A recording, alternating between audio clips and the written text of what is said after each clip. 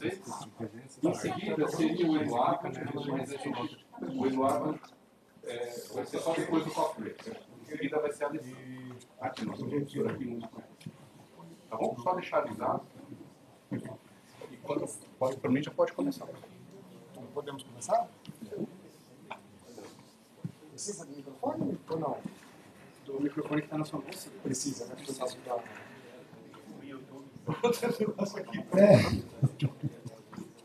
Então, boa tarde a todos. Vamos dar prosseguimento ao Dia Mundial Quântico, a nossa celebração do dia. E hoje a gente vai receber aqui uma das figuras mais relevantes da física nacional, com grande projeção internacional, tem um grande histórico com o nosso departamento, né? Direto e indireto. Né? O mais indireto é que ele foi colega de turma da mãe do Sérgio Sanches. Então essa é a colaboração mais antiga do departamento, foi essa. E em colaboração... Nunca acrescenta alguma coisa. Eu ia acrescentar, mas acho melhor você acrescentar. E outra é dos egressos da Unicamp, que são vários professores aqui, que são egressos, foram fortemente influenciados pelo jeito do Amir trabalhar, pelo jeito do Amir conduzir a carreira, e foi certamente uma inspiração para a grande parte dos professores que estão aqui hoje. Tá? Então, não vou resumir o currículo dele, só resumir, vou dar uma resumida da resumida, porque é muita coisa.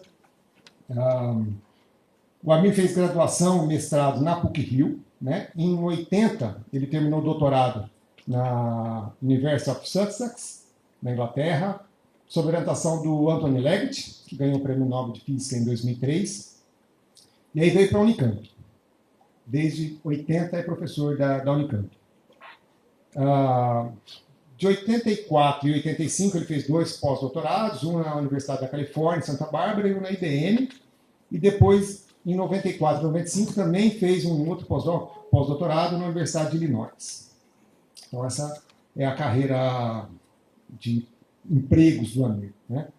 Agora vem a parte grande, né, que são as partes dos prêmios. Né?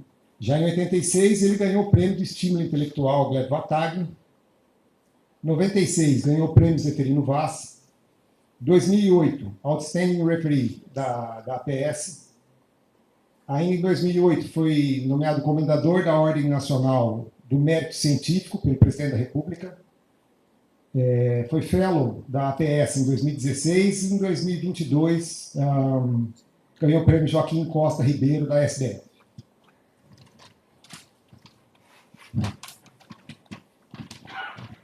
Atualmente é professor titular da Unicamp, né, do Instituto de Física da Unicamp, e membro titular da Academia Brasileira de Ciências desde 2000.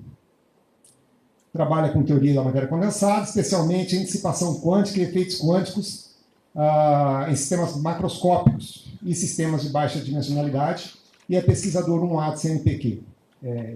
E além disso, apesar disso, flamenguista, que apesar de roubar todos os destaques nos últimos 20 anos do Santos, continua nessa situação. Para roubar outra coisa.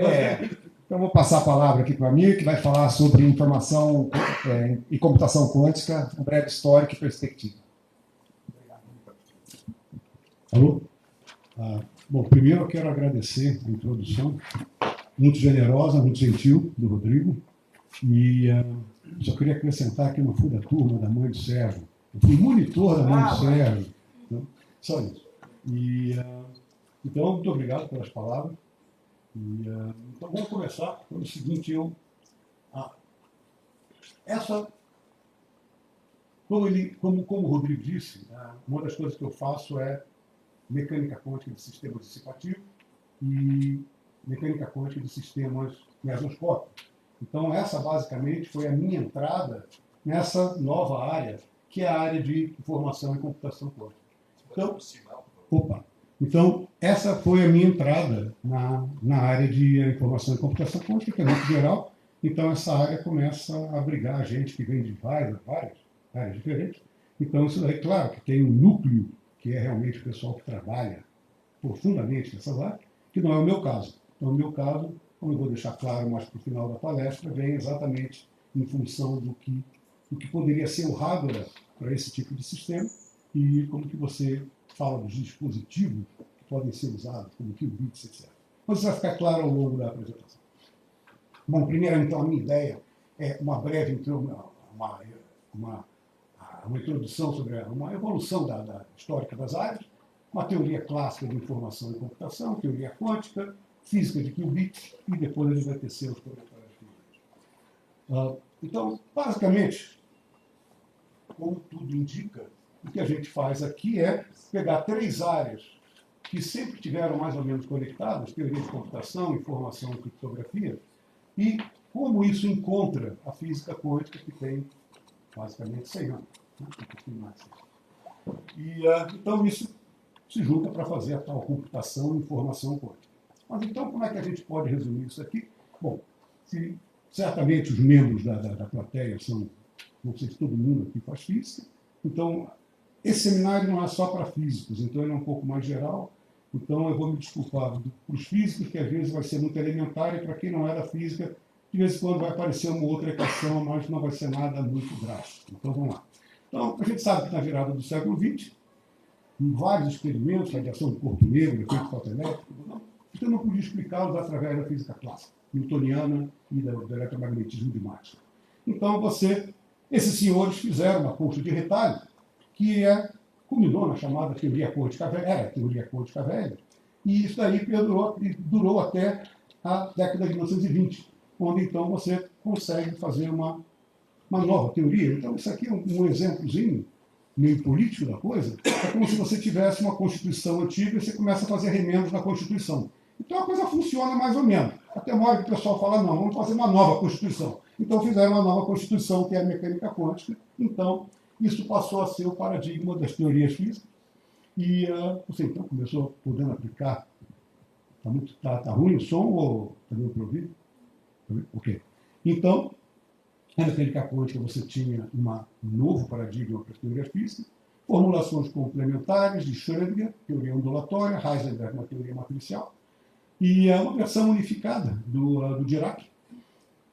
Um pouco depois veio as ideias do von Neumann sobre a teoria da medida e que começou a levar o pessoal a discutir a interpretação de fundamentos da mecânica quântica. Mas, ao que tudo indica até hoje, só adiantando coisa que eu vou falar mais para frente, a realidade é quântica. E como que você, então, consegue explicar o nosso cotidiano? Através de uma teoria que não é exatamente o que a gente observa no dia a dia. Então, isso vai depender de aproximações e fundamentos. Então, como é que a gente pode realmente enxergar o nosso dia a dia através dessa teoria que, como eu vou mostrar para vocês, não é o que a gente espera no nosso cotidiano. Muito bem. Vou mostrar para quem não conhece mecânica quântica. Claro, quem já conhece isso aqui. Muito bem. Então, agora, sobre teoria de computação, a humanidade vem tentando inventar engenhocas para fazer cálculo desde sempre. E o avanço mais importante foi na década de 1930, quando Alan Turing ele cria um conceito teórico do computador programado, a chamada máquina de Turing, e ele mostra, então, basicamente, qualquer processo algorítmico pode ser eficientemente simulado nessa máquina de Turing. E pouco tempo depois, o John von Neumann, aquele mesmo que deu a contribuição de teoria de medida, etc., para a mecânica quântica, ele desenvolve um modelo com válvulas, etc., com equipamentos eletrônicos, para implementar a máquina de Turing. Muito bem. Então, o hardware só tem realmente um impulso maior quando você descobre o transistor. Isso é devido a esses 3 senhores, o Badin, o Bratton e Shockley. E eles ganharam o Nobel de 56 devido ao transistor, mas esse senhor aqui, mais tarde, em 1950, bem mais tarde, devido a uma teoria de 1957, vai ganhar o prêmio Nobel devido à supercondutividade, o famoso BCS. Então, esse camarada aqui, o Bardeen, é o mesmo da teoria BCS. Muito bem, ele ganhou 2 vezes o prêmio Nobel. Muito bem, então vamos lá. A teoria de informação, isso é basicamente devido ao Claude Shannon, na década de 40, estava na Bell Labs, Então, ele faz basicamente uma quantificação do conceito de informação, de estuda armazenamento e transmissão de informação. Então, no fundo, aqui, o que você quer é responder duas perguntas. Quais são os recursos e meios necessários para a transmissão de informação através de canais de comunicação e como que você protege essa comunicação do ruído do meio ambiente. Qualquer eletrônica que você tenha, qualquer tipo de coisa que pode acontecer, como é que você protege a comunicação do ruído externo.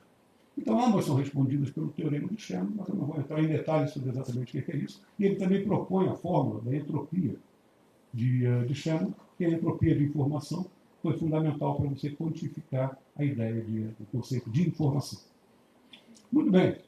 Depois, o próprio Alan Turing, comandando um grupo, vocês já devem ter visto no filme Jogo da Imitação, ele comandando um grupo, ele consegue, então, decifrar a Enigma, que era uma máquina de cifrado usada pelos alemães, e, basicamente, você tem o primeiro protótipo de um computador digital, que é o Colossus. Então, isso aqui são fotos da Bletchley Park, e aqui é uma das cabanas onde eles faziam, onde usavam aquela engenhoca que vocês devem ter visto no filme. Muito bem. Então, basta. De histórico é só isso que eu quero falar, uma coisa, como eu disse, muito breve. Então, agora, vamos tentar falar um pouquinho mais a fundo do que quer dizer toda essa brincadeira. Então, fundamentalmente, eu quero fazer um vídeo de informação, letras, palavras, números, etc. E eu vou usar uma codificação que é o sistema binário, devido a Leibniz. Então, fundamentalmente, o que a gente faz é usar o fato de que o número 1120, eu posso escrever dessa forma, porque eu escrevo em termos de potência de 10. Eu posso também escrever um número em termos de, o número 21, 2 vezes 10, 1 vezes 1. E eu posso também fazer a mesma coisa com o sistema binário. Vamos pegar, por exemplo, o número 21, que é mais rápido. Então, eu posso escrever o número 21 através de potência de 2, e isso aqui me dá exatamente 1, 0, 1, 0, 1, 0. Então, no fundo, o que eu preciso é de menos elementos para descrever a mesma coisa. Quando eu pego um código diferente, para descrever um sistema numérico, por exemplo, eu vou precisar no caso, eu tenho só 2 dígitos, 0 e 1, eu vou poder escrever qualquer número. Pago um preço, aumento, evidentemente, o número de dígitos para descrever qualquer coisa. Mas, por que então isso aí é importante? Vamos lá, vamos ver aqui. Um exemplo, eu quero enviar 26 letras do alfabeto, símbolo de pontuação. Eu preciso, então, para cada uma eu vou botar um elemento, um número. Então, consequentemente, eu preciso de 32 elementos. Fundamentalmente, então, 30 eu posso descrever com esses 0. Isso aqui é o número 30. Então, eu vou precisar de 32. Eu vou precisar de 6 dígitos, por exemplo, para descrever cada elemento disso aqui. Então, no caso, cada desses 6 dígitos são 0 ou 1. Então, como eu vi aqui, no caso do número 30. Então, eu posso fazer uma codificação agora de palavras, frases, etc., usando sempre isso. Agora, claro que a minha codificação foi extremamente elementar e não muito eficiente. Evidentemente, você vai se basear na probabilidade de você usar da ocorrência de determinadas letras, etc. Então, você vai fazer uma codificação um pouco mais inteligente. Então, por exemplo, a fórmula do Shannon, a qual eu me referi, ela mostra exatamente como que é a entropia que vai te descrever qual é a utilização, qual é a melhor utilização para você descrever um determinado tipo de código. Muito bem. Então, agora, a vantagem do sistema binário é exatamente essa aqui. Então, eu estou falando do bit, que é um bit de informação, é qualquer elemento que responda como 0 ou 1. Então, para eu fazer qualquer coisa, eu tenho que gerar um 0 ou 1 e enviar esse camarada para alguém. Então, nesse caso aqui, por exemplo, é que nem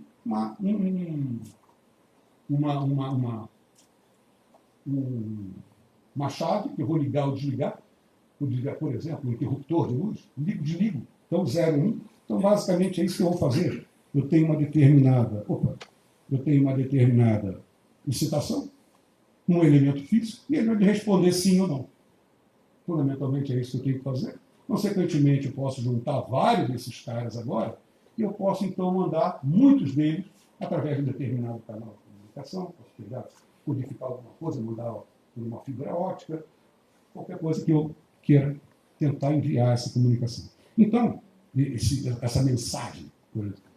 Então, aqui no caso, todos eles, cada um deles, vai responder como 0, 1. E, fazendo um gancho com o que eu mostrei lá atrás, o desenvolvimento do hardware se deu exatamente devido aos transistores. Os transistores são, então, esses elementos que respondem muito eficientemente para eu calcular zeros ou 1. Para eu fazer 0 ou 1, eu posso usar os transistores, então eles são bons elementos para me dar essa resposta. Então, ou seja, eles respondem mais eficientemente e de uma forma mais confiável. Então, vamos lá. O próximo aqui. Então, o que eu posso fazer? Eu posso usar esses elementos para criar essas portas lógicas. As portas lógicas são portas de 1 bit, então eu posso ter o delay, quer dizer, então eu tenho 0, 0, 1, 1, ou eu posso ter a chave não, 0, 1, vai em 1, 0. Então, eu posso montar, então, um determinado elemento de forma que ele vai me fazer, na hora que chega uma determinada informação, ele pode transformá-la. Pode dar um atraso ou ele pode inverter, por exemplo, nesse caso daqui em particular. Então, eu posso ter outras portas de 2 bits, então, entre um A e um B, tem a porta AND ou e XOR. Tá? Então, aqui no caso, eu tenho A e B, vocês já devem estar acostumados com esse tipo de tabela. Então, 0, 0, 0, 0, 1, A ou B, então 0, 1, 0, 0, só quando 1, 1, eu tenho 1 aqui. Então, isso aqui a gente já sabe mais ou menos operar com esse tipo de lógica booleana. Né? Então, você tem esse aqui no caso, A ou B, 0, 0, 0, 0, 1 é 1, e um deles é 1, 1, 0, 1, 1, 1, 1. Agora, esse aqui é o exclusivo. Então, 0, 0, 0, aqui no caso, aqui no caso são os dois, então eu respondo com 0. Então, eu posso fazer uma brincadeira. Então, tem essas chaves, essas portas, que vão ser úteis quando eu tenho 2 bits de informação e agora ele sai como resposta A e B, A ou B ou A XOR B. Tá? Então, essas portas são fundamentais, então, são portas universais. Então, eu vou fazer, através delas, eu posso, então, usar essas portas para fazer coisas bem mais complicadas, bem mais complexas, que são esses circuitos lógicos. Então, eu posso inventar aqui um cara. Então, eu vou sempre usar essas portas, está vendo? De forma a, dado uma entrada, eu criar, por exemplo, uma saída que vai ser um AB, A barra mais BC, etc. Então, eu posso fazer cálculos com isso, através dessas portas. Juntando esses caras, esses elementos lógicos, né? Então, eu posso fazer operações em cima disso e, evidentemente, passar de um canto de um hardware, do computador, do processador, para um outro. Então, eu posso ir fazendo contas. Então, tudo que a gente tem aí, no nosso celular, etc., dos computadores que a gente conhece, está exatamente baseado na lógica binária. Então, fundamental essa brincadeira de escrever as coisas com zeros e uns. Porque, então, eu sempre chego e posso criar um monte desses caras. Se eu consigo ter elementos pequenos, eu posso fazer cada vez mais desses elementos e criar mais informação, criar uma capacidade maior de cálculo. Eu posso fazer, então, isso exatamente com esses objetos, que são essas portas lógicas que estão por trás dela. Tem sempre essa brincadeira de você ter essa informação, sempre você conseguir operacionalizar coisas através dos zeros e uns. Muito bem. Então, os bits, então, são elementos básicos da teoria clássica de informação, mas o que acontece é que esse elemento físico, né, devido ao progresso que se conseguiu, física de semicondutores, etc., ele passou a ser cada vez menor, menor e menor, de tal forma que eu tenho esse processo de miniaturização. E, com isso aqui, o que acontece? Então, você cada vez mais conseguiu botar numa pequena plaquinha mais e mais elementos desse tipo, mais e mais bits. Então você começa a aumentar, e aumentá-los de forma que o que está acontecendo é que existe essa lei de Moore, devido a esse senhor aqui, o Gordon Moore, que ele mostra que você tem o número de transistores no microchip dobra a cada 2 anos. Então você tem um crescimento exponencial disso. De fato, é o que acontece. Então você vai vendo, por exemplo, olha lá, 50 bilhões. Já aqui embaixo, nós estamos falando de 50 bilhões aqui, ó, 10 bilhões, isso daqui já em 2020. Então você cada vez mais vai aumentando o número de bits que você pode botar numa pequena plaqueta. Então, essa miniaturização, essa possibilidade de você criar coisas cada vez menores, você tem um objeto que você pode controlar os zeros e 1, que vão te responder, os zeros e 1, e vão ficar portas lógicas, etc. Tudo isso, cada vez mais e mais e mais dentro de uma pequena placa. Por isso que a gente tem, na época que eu entrei na universidade, tinha o barra 360 da IBM, né, que está aí, estou falando de ano de 1970, que ele pegava uma sala enorme. Hoje em dia, eu acho que com o celular que a gente tem, a gente faz muito mais do que o barra 360 da IBM. Então, isso daí exatamente se deve ao fato de você ter esse aumento enorme de bits no chip que você tem no seu, na sua placa do seu rádio. Muito bem. Então, está aqui. Isso aqui novamente é uma ilustração do que eu acabei de dizer. E aqui, basicamente, como é que você vai construindo esses caras e vai miniaturizando de forma que você pode botar dentro do processador bilhões e bilhões de bits. Né? Então, agora, uma coisa interessante aqui é o seguinte, é velocidade por energética. É claro que se eu botar muito, cada vez eu boto mais, a capacidade de computação aumenta muito a velocidade. E o que acontece aqui é o seguinte, aumenta a energia dissipada. Todo mundo sabe que um dos problemas de computação é a energia que você dissipa. Você bota a sua máquina para operar durante um bom tempo, você vai ver que ela esquenta muito. Então, isso aqui. E qual é a fonte dessa dissipação? Basicamente, é a perda de informação que você tem nesse caso. Nota que todas as portas lógicas que eu mostrei para vocês, tem agora aquelas duas primeiras, não. São só de um bit. As outras pegam 2 bits e levam em 1. Então, eu apago um cara. Eu apago um bit. Então, o que está acontecendo aqui é o seguinte. Olha lá. Existe esse senhor aqui, o Rolf Landauer, que eu tive o prazer de conhecer na IBM, em 1985, ele diz, olha, a informação é física. E com isso ele quis dizer o seguinte, é fundamental, na hora, por exemplo, que você apaga um bit de informação, você dissipa pelo menos kB/TLN de 2 de energia para o meio ambiente.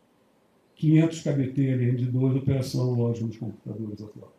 Então você tem uma perda de energia muito grande ao você ir usando portas lógicas que são portas irreversíveis.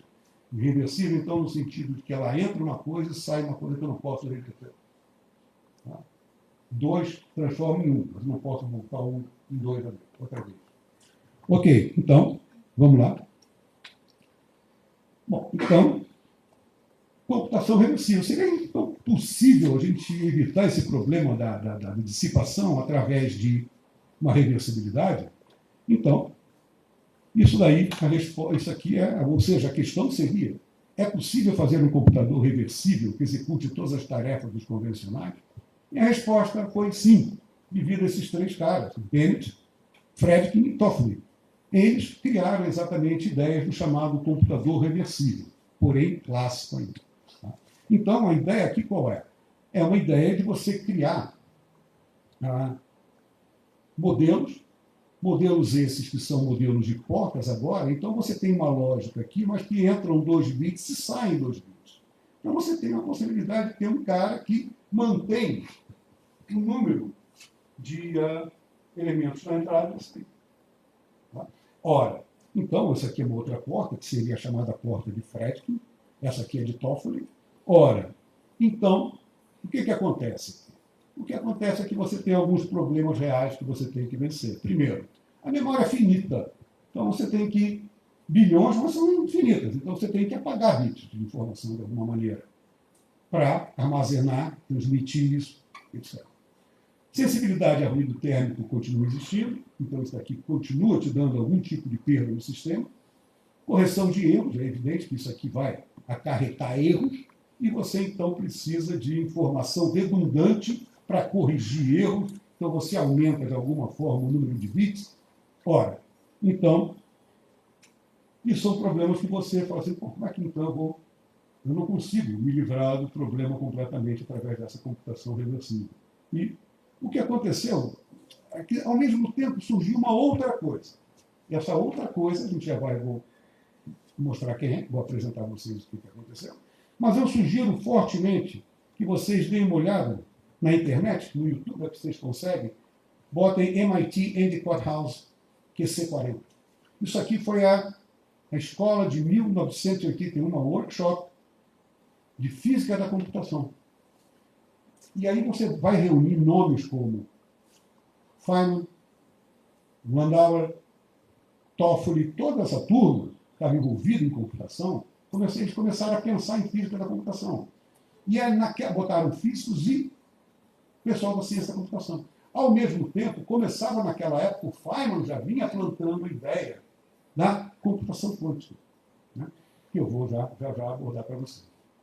Então eu sugiro fortemente, quem tiver interesse, dê uma olhadinha nisso. É um vídeo muito bacana, uma hora e pouco, muito bem feito, e apresenta um pessoal realmente top nessa área de computação e informação quântica, e falando sobre essa história, e em particular pessoas que, como Bennett, que conseguiram, que participaram dessa conferência. Por exemplo, o Landau já morreu, o Feynman já morreu, mas tem outras pessoas que ainda estão vivas. Falam sobre essa conferência. Deve ter sido muito bacana. Infelizmente, eu não estava lá na época, eu já tinha vindo para o Brasil. Muito bem. É até interessante ver todas essas coisas acontecendo e como que você está perto e de vez em fala assim, nossa, eu estava tão perto. E por que eu não podia ter participado também de um negócio desse? Mas acontece. Vamos lá. Então, voltando à miniaturização, os elementos começam a ser tão pequenos que a física clássica não mais se aplica a eles. Ora, quando eu mostrei lá no meu primeiro slide o problema que os experimentos do começo do século passado não podiam ser apresentados, não podiam ser explicados pela física da época, é porque eu estava numa escala de comprimento, por exemplo, que você não... onde a mecânica clássica e o eletromagnetismo de Maxwell não funcionavam mais. Então você teve que abrir mão disso para descrever os efeitos quânticos. Então, o que acontece aqui agora é o seguinte, o que acontece aqui é que esses bits, que eram os transistores, eles agora começam a ser elementos que apresentam uma física que não pode mais ser descrita pela física clássica. Repara bem, a ideia dos transistores serem úteis para a computação, você fala, mas o transistor não depende de mecânica quântica? Sim, microscopicamente. Ele depende de computação, ela vai ser extremamente importante na minha miniaturização, mas para você eficientemente gerar zeros e uns. A resposta ainda é clássica. Tá? Então você está usando a mecânica quântica lá embaixo, para fazer eficientemente um 0 e 1. Mais rápido, maior número, ok. Mas agora a gente está num nível do tamanho desse objeto, ele chegou de tal forma que as grandezas que representam este objeto já apresentam um efeito quântico. Então você já está em escalas de comprimento, onde a coisa ela foi se miniaturizando. Se você miniaturizar, ela vai acabar no átomo, concorda? Então é aquela história. Mas o átomo não é clássico. Então eu já estou numa terra de ninguém, que já não é mais clássico, mas não é completamente quântico. Mas ela já tem as duas características. Eu vou voltar a isso mais tarde. Então, nessa hora é que a gente tem o chamado qubit. Então, no caso, a gente vai perguntar quem são esses caras, como é que eles se comportam, e vamos lá. Então, como eu disse antes, esses dois senhores, Paul Dehner e Feynman, entre outras pessoas, foram os caras que começaram a dar força para essa ideia de você usar computadores que, fundamentalmente, a ideia do Feynman em particular, era muito... A realidade é quântica. Lembra daquela frase que eu botei lá no começo? Então, isso aqui é uma coisa que o Feynman falou. Então, quando você vai simular um computador, um efeito quântico com um computador clássico, você vai gastar muito coisa. Se você inventar um computador quântico, ele vai simular muito mais eficientemente o que é quântico, porque ele está na praia dele. Né? Então, você vai ter respostas muito mais rápidas, inteligentes, mas você tem que saber se comunicar com esse cara. E aí é que vem toda essa história da computação. Como que você vai usar esse processo que agora é quântico, esse recurso, né? Como é que você vai falar com ele? Não pode mais ser aquelas portas lógicas de antes. Porque aquilo dali responde claro. O quântico também responde classicamente, mas não adianta nada. Muito bem, porque é o clássico. Então, acabou. Então, o que você vai fazer é tentar desenvolver algoritmos de uma linguagem que você possa se comunicar com esse cara. Muito bem. Então, basicamente, vamos lá agora, falando um pouquinho mais de... Eu vou pensar, ao invés de pensar de zeros e uns agora, eu vou pensar o que em mecânica quântica substitui zeros e uns. Por exemplo, eu tenho um ímã que tem um polo norte e sul, linhas de campo, e eu sei que no momento magnético, um átomo ou um loop de corrente, ele apresenta exatamente uma distribuição de linhas de campo muito parecida com isso daqui. Consequentemente, esses caras apresentam um polo norte e um polo sul. Né? Então, o que a gente faz aqui? Eu vou falar, olha, não, mas eu sei que os elementos quânticos, vou chamar esse zerinho aqui de branco, um de vermelho, 0, 1, para quem está acostumado com notação de Dirac, está aqui. Quem não está acostumado, pensa na bolinha branca e na bolinha vermelha. Tá? Então, vamos lá. O que eu faço agora? O que eu faço é o seguinte, não se assustem, por favor, aqueles que não conhecem a ideia de esfera de Bloch. Tá? Que aqui é o seguinte, o que a gente faz é, em mecânica quântica, sistemas de 2 níveis, que respondem como 0, 1, na verdade, eles não são só isso, eles são muito mais. Eles são basicamente um objeto cujo polo norte é o sim, o polo sul é o não, ou 0 e 1. Tá? Mas agora, repara, esses caras estão na superfície de uma esfera. E esse pontinho azul pode ser qualquer coisa, mas qualquer coisa que eu expresso como uma sobreposição de zeros e uns. Então, eu posso ter infinitas sobreposições de zeros e uns. Então, um único objeto, um único elemento que responde sim ou não classicamente, quanticamente, ele pode responder de várias formas. Então, é esse tipo de coisa, isso daí é chamado princípio de superposição ou sobreposição, e, fundamentalmente, então o que eu posso dizer aqui é o seguinte, esses caras, olha lá, eu posso descrever um estado físico, que é o azul, como sendo uma combinação linear de zeros e uns. Tá? Então, de forma que essa amplitude ao quadrado, mas aquela ao quadrado é 1. Então, repara, isso daqui é só uma linguagem para o pessoal que faz física, né?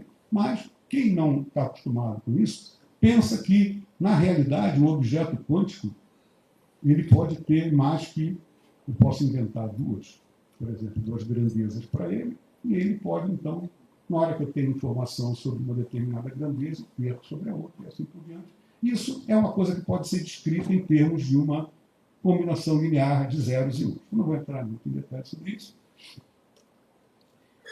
porque não é ideia fundamental a gente começar a fazer um curso aqui de mecânica quântica, sistema de 2 níveis. Então, vamos adiante. Então, olha lá. Na verdade, essa bolinha aqui, ó, essa bolinha pode ser um azul que não está nem nessa direção Z, ela não está nem no mais nem no menos. Ela estaria aqui, por exemplo, no X.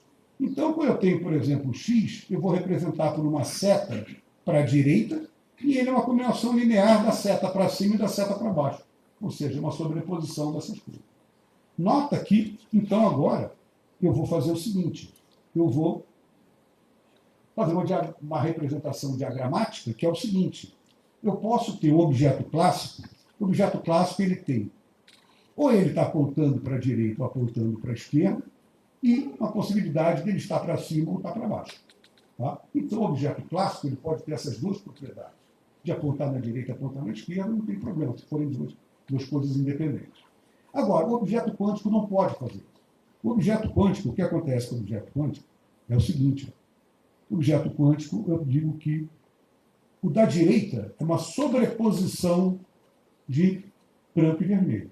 O da esquerda é uma sobreposição diferente de branco e vermelho. Por isso eu vou chamar de mais e menos, não se importa porque é mais ou menos, é só para dizer que é uma sobreposição diferente. É claro, não vai ter que me dizer que o cara está na direita, para a direita, o cara está na esquerda. Então, eu tenho que inventar 2 sobreposições de um cara nessa direção para me dar um cara nessa matéria. É isso daí, fundamentalmente, que acontece. Muito bem. Então, mas é bizarro, né? Porque é um cara que você não pode dizer que ele responde com 1 ou 0. Ele está respondendo com uma coisa diferente, que é uma sobreposição das duas. Ele está me respondendo com uma coisa que é o azul. Então é uma coisa meio estranha. Você não vê isso no seu dia a dia, na mecânica clássica. Na mecânica clássica. Então, vamos lá. Então, isso aqui, esse objeto é o bit, o objeto quântico é o qubit. Então, o objeto quântico tem essa peculiaridade de poder responder desse jeito. Então, eu tenho isso aqui, esse elemento aqui, esse tipo de coisa é fundamental. Tá? Eu tenho, por exemplo, essas sobreposições que estão me dando alguma coisa diferente do que sim e não. Okay? Muito bem, então, novamente, isso aqui é uma união de alternativas, ou uma ou outra, e no outro caso, também uma ou outra, ou eu posso ter essa situação de para a direita, essa sobreposição, para a esquerda, essa sobreposição aqui. Essas coisas são, isso daqui então, é o que exemplifica a nossa sobreposição de possíveis alternativas. Né? Então, no caso, mas se eu perguntar para uma delas se ela está para cima ou está para baixo, ela vai me dizer se ela está para cima ou está para baixo. Tá? Agora, eu posso muito bem dizer, ter certeza que ela está apontando para a direita, e aí eu não vou poder dizer nada do sim ou não aqui. Essa é a moral da história. Tá? E vem para o outro lado. Agora, na hora que eu falo, não, eu não vou olhar se ela está para a direita ou para a esquerda, mas sim para cima ou para baixo. Aí então ela vai me dizer com uma probabilidade meio que ela está para cima ou que ela está para baixo. Isso é que vai acontecer. Então, vocês estão vendo que é uma lógica um pouco diferente do que a gente está acostumado no tradutor. Então, vamos lá. Então, agora, vamos voltar àquela nossa brincadeirinha de antes. Então, 0, 1 agora é seta para cima ou seta para baixo. Então, vem uma excitação. Eu vou ligar agora o meu interruptor. Tá? Que me responderia como 0, 1. O elemento físico. Olha, então, de novo, determinada característica é ativada, ele dá OK para baixo. E, se não acontece nada, ele fica no branco. Essa é a resposta que eu teria classicamente. Mas o caso, o elemento físico quântico também responde assim. Como eu disse antes, você perguntar para o cara se ele está para cima ou está para baixo, ele vai responder 50% para cima ou 50% para baixo. Por exemplo. Tá? Não é sempre isso, não é? Para simplificar a vida da gente. Agora, eu posso fazer o seguinte, eu posso mandar, de alguma forma, eu vou excitar o X.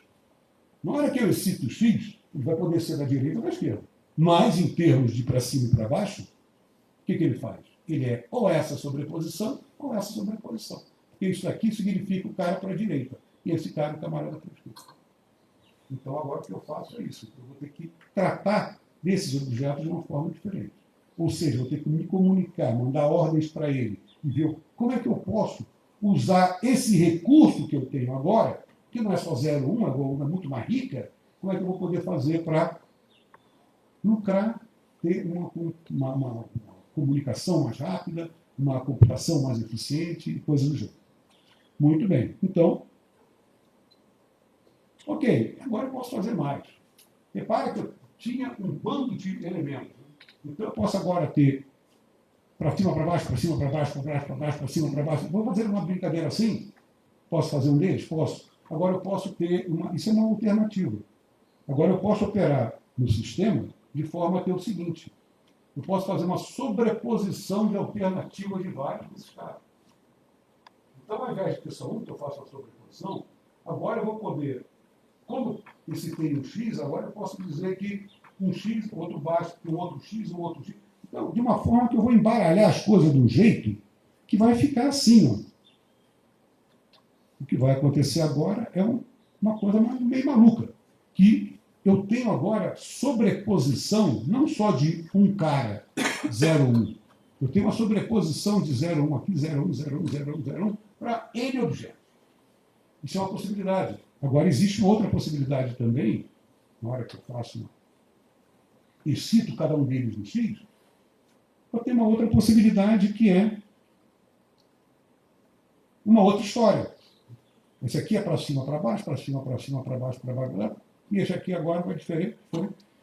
Então eu chamo que o pessoal, vocês devem ter visto, quem trabalha em física já conhece bem isso, quem não conhece, é chamado emaranhado. que agora eu não posso simplesmente multiplicar propriedades do objeto e dizer propriedade A vezes propriedade B vezes propriedade C. Agora essas coisas estão entrelaçadas, né? E isso é um negócio extremamente importante, que eu já adianto, que é o que você precisa, em essência, para fazer uma chamada computação paralela. Tá? Porque cada história vai me responder como se fosse vários caras processando informação. Então você tem alguma coisa extremamente poderosa. Então vamos lá, olha, continuando. Então agora esses qubits, então, eles respondem de forma diferente, porque eles são caras bidimensionais, né? Então são objetos agora que são bidimensionais, como se fossem pequenos vetores bidimensionais, e eu tenho agora portas lógicas desse tipo daqui. Por exemplo, eu entro com um sim e eu, aplicando essa porta, eu vou para, ou seja, eu vou para um camarada que era para cima e eu vou um cara para cima, para positivo na X.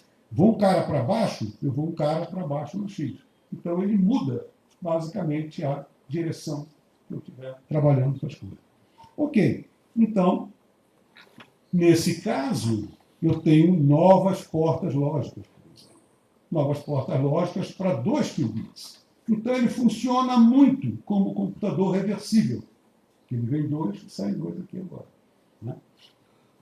Então você tem que saber trabalhar exatamente, tem que saber usar elementos que vão atuar em cima de 2 desses caras, né? Esse cara é bidimensional, então eu tenho um cara agora que é uma matriz 4x4. E vou trabalhar, por exemplo, entra um cara que é agora 0, 0, pode em 0, 0, o 0, 1 vai em 0, 1, 0 vai em 1 e o 1 vai em 0. Então eu tenho isso é o chamado não controlado. Tá? Então, eu vou criando agora novas portas lógicas e vou fazer todo um desenvolvimento de algoritmos que vão agora conseguir se comunicar com esses novos elementos, que são elementos quânticos. Muito bem. Então, agora, por exemplo, o que eu já adiantei para vocês, o paralelismo, eu posso, por exemplo, com um passo apenas, eu posso encontrar os valores de x. Entra um determinado x01, então eu tenho uma função desse 0, 1, ou de vários zeros e 1s, eu tenho uma determinada função, então o que eu posso fazer agora é obter todos esses caras, mas quando eu meço, ou seja, quando eu pergunto onde ele está, na sobreposição ele acaba me respondendo onde ele está. Então eu tenho que, de alguma maneira, driblar essas coisas e conseguir uma informação que seja útil e que faça uso desse recurso que agora é extremamente importante. Que promete muito em termos de eficiência, em termos de o que você pode fazer com cálculos, etc. Muito bem, então, só para ter uma ideia, tá? Isso aqui é bem geral. Algoritmos que se desenvolveram para esses algoritmos quânticos. Determinar se uma função é constante ou alternante. Tá? Ou é toda 1 ou toda 0, ou ela vai alternando entre 0 e 1. Então, no caso clássico, eu teria alguma coisa à ordem de 2 elevado a n passos em n bits. Tá? No caso quântico, eu teria alguma coisa à ordem de n. Então, eu teria uma tremenda economia em termos do número de passos que eu vou dar para usar esse algoritmo para ver se essa função é constante ou não. Transformado de Fourier, o melhor algoritmo clássico é da ordem de n2 a n. No caso quântico, é n quadrado. Então, vocês estão vendo que isso aqui é extremamente maior que isso aqui, à medida que o n vai crescendo. Simon, determinar o período de uma função periódica, clássico, ordem de 2 a n, quântico, n ao quadrado. E você vai tendo vários desses algoritmos. Então, por exemplo, fatoração, algoritmo de Shor. O melhor algoritmo clássico te dá uma exponencial de raiz cúbica de n log de n a 2/3. Exponencial disso. No caso quântico, seria a ordem de n quadrado log n log n. Só para ter uma ideia, número de bits, 512, 1024, 2048. No caso clássico, eu precisaria de 4 dias, tá, para usar o algoritmo de Shor com esse número n. Tá, 10 a 5 anos para 1024 e 2048, 10 a 11 anos para a gente fazer uma fatoração de um número com esse número de dígitos. Isso aqui está por trás desses códigos de banco que a gente usa, né? Que são o RSA, por exemplo. Então, no caso, se você tem um computador quântico, isso aqui daria 34 segundos, 4 minutos e meio, 36 minutos. Então, você vê a diferença. No caso aqui, o que eles usaram para passar dessa descrição de número para tempo foi, isso aqui é da ordem de 3 GHz, a velocidade da CPU, no caso clássico, e no caso quântico seria alguma coisa com o tempo do clock na ordem de microsegundos. Então, isso daqui, repara, teria um desdobramento extremamente importante para quebra de senha. Você, então, precisaria de ter um antídoto para evitar que todas as senhas fossem quebradas no banco, que ia ser um desastre total. Então, mas isso daí é evidente que, no caso de comunicação, existem também, assim como você pode ter um aumento para velocidade de cálculo, você também pode ter uma proteção. Em termos de coisas como a não clonagem, você pode detectar se alguém entrou num circuito de comunicação que eu estou mandando informação para lá e informação aqui. Se eu usar recursos quânticos, eu vou poder atuar com isso daqui, através do chamado teorema de não clonagem, mas isso aqui é uma outra história que eu não vou entrar hoje. Muito bem. Então, isso aqui é essa preocupação evidente. Então, agora, avanço da implementação. Como é que você pode perguntar, mas vem cá, quem são esses caras, afinal de contas? Você começou a dizer que eles são diferentes, está tudo bem. Eu compro a ideia, mas quem são eles? Quem são eles? São o seguinte: primeiro, você tem íons e armadilhas lineares, fotônica e silício, dispositivos supercondutores, átomos de Hilbert, NMR moléculas. Você tem vários candidatos a qubits. Então, vários elementos que mostram essa física. Então, muito bem. Então, vamos lá. Aqui eu vou, em 5 minutinhos, vou me ater exatamente aos dispositivos supercondutores, que são eles que eu posso falar um pouquinho a mais para vocês. E os outros eu não tenho muita familiaridade, conheço, mas não muito. E isso daqui está sendo desenvolvido na Amazon, Google, IBM, Caltech, MIT, Yale, Alibaba. Alibaba, se eu não me engano, fechou isso daqui em 2023. Não tenho certeza se foi a Alibaba, mas, enfim, teve uma companhia grande chinesa que parou na investigação em computador quântico. Mas, enfim, vamos lá. Então, correndo aqui agora um pouquinho, quem são esses caras? Por exemplo, esse dispositivo é o chamado SQUID, Superconducting Quantum Interference Device. Então, é um anel supercondutor, uma junção de outros. Isso aqui permite passagem de pares de Cooper, etc. O que é interessante aqui é que o fluxo dentro desse anel obedece a essa equação de movimento. Tá? É uma equação tipo massa vezes aceleração, um termo de velocidade, que é um termo dissipativo, e uma derivada de um potencial. Tá? Esse termo daqui, esse potencial, é um potencial de origem eletromagnética, e ele é um potencial altamente não linear. Então, por exemplo, só para a gente ter ideia do tamanho disso aqui, eu estou falando de coisas da ordem de microns ou menores ainda. Eu estou naquela faixa que está entre o micro e o macro. Tá? Então, nesse caso, aquele potencial que eu falei para vocês tem essa forma. Dependendo dessa combinação de parâmetros, eu tenho vários mínimos, eu só tenho mínimo. E isso aqui é fundamental.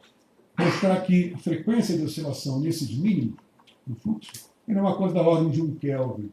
Então, se você vai para a ordem de temperaturas abaixo de 1 Kelvin, você começa a observar efeitos quânticos nesse sistema. Ou seja, efeitos quânticos nessa variável. E essa variável é uma variável no fluxo. Tá? Então, no caso, se eu, por exemplo, botar o meu fluxo externo, monitorar um chamado quantum de fluxo por 2, isso aqui é da ordem de 10 a menos 15, 10 ao quadrado, o que vai acontecer é o seguinte: eu tenho um potencial que ele vai ter duas configurações, direita e esquerda, assim como 0 e 1. Mas só que aqui, o que acontece é que o nosso amigo pode fazer o seguinte: ele está de um lado e ele pode fazer essa brincadeira. Ele pode oscilar para a direita para a esquerda, para a direita, outro para a esquerda. Quando eu boto aquele cara que está em mais x, menos x, etc., então ele vai poder fazer o mais um, menos um do outro lado. Até uma hora que eu olho para o sistema. Aí então ele vai colapsar, né? Que é o termo do jargão usual. Ele colapsa ou nesse caso ou nesse caso. Tá? Então a observação faz com que o cara pare no lado. Então isso aí é uma coisa que são estudos, colapso da função de onda, etc. Tem muito a ver com a parte de fundamentação. Muito bem, correndo novamente. Então, sobreposição de estados macroscopicamente distinguíveis. Então, basicamente, o que acontece no nosso caso aqui, ao invés da analogia mecânica, eu posso brincar com isso aqui assim. Uma linha de fluxo entra e sai do anel supercondutor. Da mesma forma que um spin, um momento magnético, poderia passar de um lado para o outro aqui. Okay? Então, isso tem a ver exatamente com a nossa famosa sobreposição de estados para cima e para baixo. Ou para dentro e para fora, tanto faz. Ok. Então, isso daqui é a pausa do gato de Schrödinger. O que é o gato de Schrödinger? O gato de Schrödinger é o seguinte: é o fato de você ter um camarada que vem numa sobreposição, para cima ou para baixo, e o que ocorre é o seguinte: você bate nessa placa e ele tem branco, nada ocorre, e se ele tem vermelho, ocorre uma corrente letal que mata o gato. Então o gato lá dentro está correlacionado ou com isso ou com isso. Então você pode ter essa situação bizarra. E se eu tenho uma excitação que está numa sobreposição de para cima e para baixo, o gato está numa sobreposição de morto-vivo. E é interessante que isso é quando eu botei várias respostas, sobreposição de várias respostas para cima, para baixo, para cima, para baixo, lembra? Quando tem várias daquelas, isso é exatamente no estado tipo gato. Né? Eu tenho essa correlação bizarra entre caras que envolvem um grande número de elementos. Ok? Então, gato vivo, gato morto, é o que eu adiantei para vocês. Tem vários tipos de elementos aqui, dependendo da escala dessas energias aqui. Ó, eu posso ter... Então, no caso, eu posso ter, ao invés de chamado qubit de fluxo, eu posso ter qubit de carga, e, enfim, posso usar vários desses elementos aqui, não importa muito agora, trânsito, tudo isso depende agora da escala de energia, que é uma escala de energia capacitiva, energia de Josephson, e eu posso, então, gerar vários tipos de bits supercondutores para usar em processadores quânticos. Bom, uma coisa que sempre estraga, como eu mostrei para vocês antes, aqui aparece um terminho dissipativo. E esse terminho dissipativo ele tem o dom de estragar as coisas. O que ele faz aqui, ele tenta destruir exatamente a física que é responsável pela manutenção dessa superposição.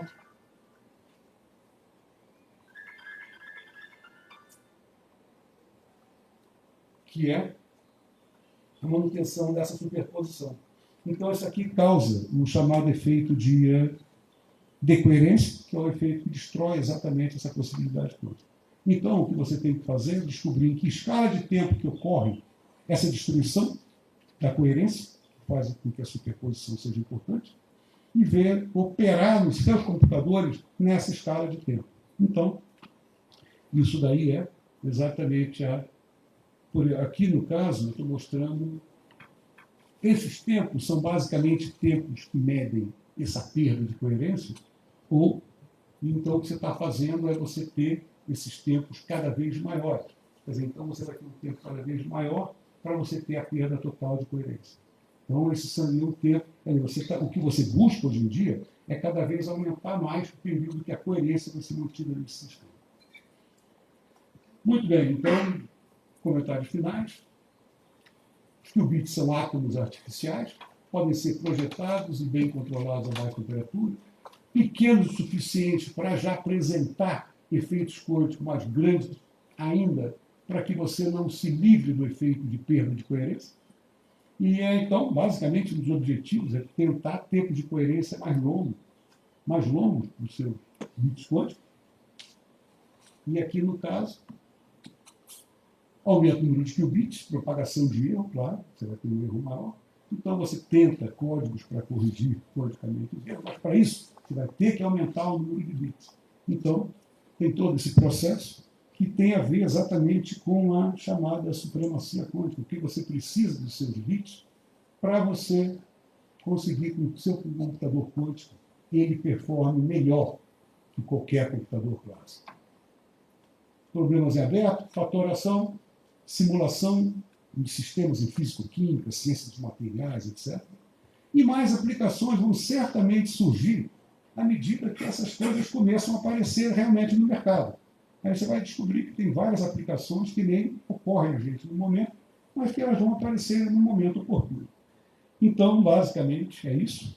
E só um detalhe, essas companhias que eu mencionei são as que estão operando com esses bits supercondutores para a computação quântica.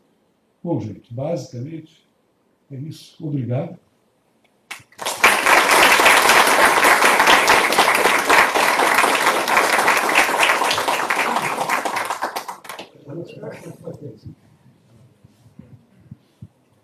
Vamos abrir para perguntas.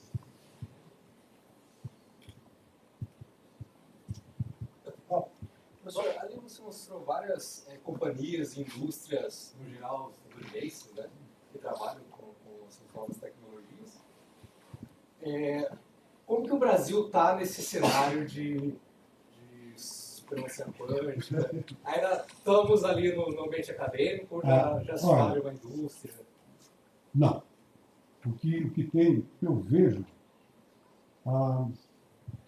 alguma coisa ligada à óptica, para a comunicação quântica, fóton gêmeos, etc. É uma coisa que eu não mexi aqui, não falei sobre isso aqui, mas há um desenvolvimento. Floripa, o Paulo Souto Ribeiro, ele trabalha com isso, o pessoal da USP, Paulo Cesvai, Martinelli, tem uma turma que trabalha com isso aqui em vários lugares do Brasil, mais ligados à óptica, e o pessoal de software. Basicamente, o pessoal que trabalha, inclusive, em banco. Mas, essa pergunta é uma pergunta que é uma provocação. Então, é que você não quer me expor muito, então eu vou ser educado, tá bom? Então, a resposta é não. Em termos de briga para hardware, essa tentativa de você desenvolver alguma coisa, correr atrás disso aqui, olha, o que você precisa para fazer essa brincadeira é você ter por exemplo, para você criar um processador, você precisa de muito dinheiro para ter equipamento, sala de vínculos, etc., uma produção industrial grande. Outra coisa que você precisa é uma criogenia extremamente boa. Você tem que baixar muito a sua temperatura para operar com esse cara, computador, etc. Por isso mesmo que a gente diz, não, você não vai ter um iPhone de computador, não, com a tecnologia quântica, não. Vão ser grandes computadores que vai ter toda uma criogenia. Mas essa coisa também, se você perguntasse para o pessoal da IBM na década de 1940, quantos computadores? Isso foi dito. Não lembro por quem, não sei quem foi que falou. Não sei que foi o próprio Neumann que disse que o mundo já tinha mercado para 3 grandes computadores. Bom, como você imagina, inócuo. Então, você está falando daquela época, está falando de coisa também muito grande. Então, você não sabe o que vai acontecer daqui a 5, 10 anos. E a minha opinião, a minha modesta opinião, é o seguinte, a gente tem sempre competência para qualquer coisa. Basta que você tenha atitude nessa direção. Vamos fazer? Vamos. Vamos comprar a briga? Vamos. Vai custar caro? Vai. Agora, você tem que saber fazer. Tá? É uma decisão que não é técnica. Política. Isso é o meu movimento. Um exemplo que eu gosto muito de dar é o síncrotron /Sirius, que, bom, quem diria, quando aquilo foi lançado, aquela ideia, em 1986, queria se fazer isso. Hoje você tem o Sirius, que é um dos anéis de última geração do mundo. Então, dá. Agora, o Sirius foi o síncrotron quase com sangue, suor e lágrimas, mas, ok, saiu. Então, o que você tem que fazer é realmente apostar, saber que... Agora, aí é uma coisa muito complicada, que até dentro da própria comunidade você encontra resistência. Tá? Então, eu não quero falar.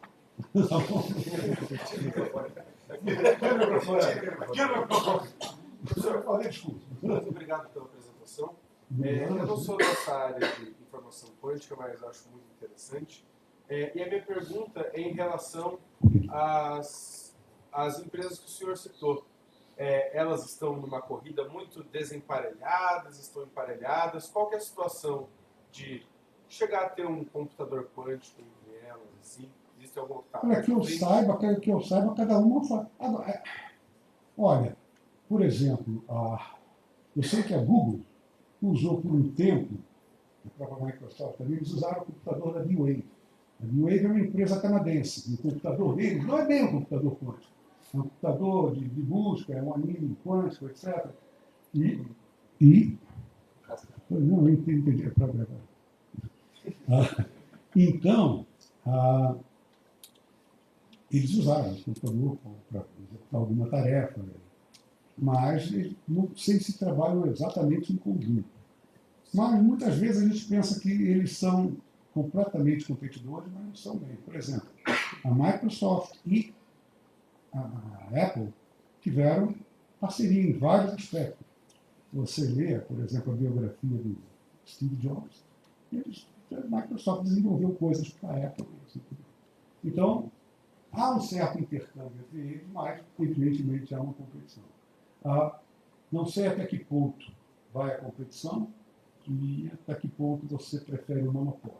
Mas, enfim, em princípio, eles estão competindo e, pelo menos, companhias como, por exemplo, a Alibaba é claramente competidora. Professor, desculpa, se me permite também, existe um número máximo de quantum bits que existem nesses computadores quânticos atualmente? Olha,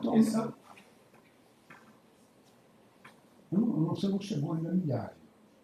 São poucos. Tá? Você não tem esse número. Agora, a questão é, eu dei um exemplo aqui dessa fatoração. Você precisaria, se eu não me engano, de alguma coisa da ordem de 6.000 qubits para fazer a fatoração em meia hora, quando deveria ser da ordem da idade do universo, um computador clássico. Mas aí está, com os bits ideais. Se você leva em conta erro, você vai ter que dar uma escalada nisso aí. Você vai ter que subir muito o número de qubits. Então, isso daí vai nessa direção dos últimos pontos que eu abordei. A supremacia quântica, etc. O que você vai precisar realmente. Mas ainda são poucos, se comparados com os bilhões que você tem no computador clássico.